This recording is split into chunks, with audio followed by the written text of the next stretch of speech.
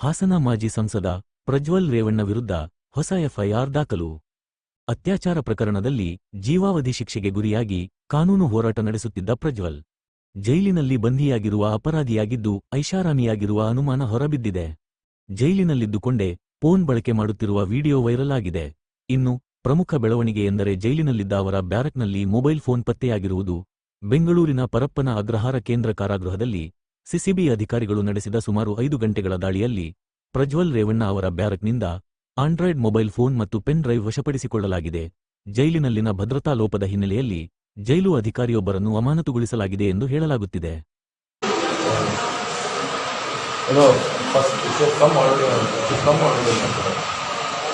ನಾನು ಅವ್ರಿಗೆ ಫೋನೇ ಮಾಡೋಕ್ಕಾಗಿರಲಿಲ್ಲ. ಮೊನ್ನೆ ಮಾಡಿದೆ ಅದು ಅದೇ ನೀವೇನು ಫೋನೇ ಮಾಡಿಲ್ಲ. ಫಸ್ಟ್ ಮಾಡಿದೆ ನಾನು ಅವ್ರಿಗೆ ಫೋನೇ ಮಾಡೋಕ್ಕಾಗಿರಲಿಲ್ಲ. ಮೊನ್ನೆ ಮಾಡಿದೆ ಅದು ಅದೇ ನೀವೇನು ಫೋನೇ ಮಾಡಿಲ್ಲ.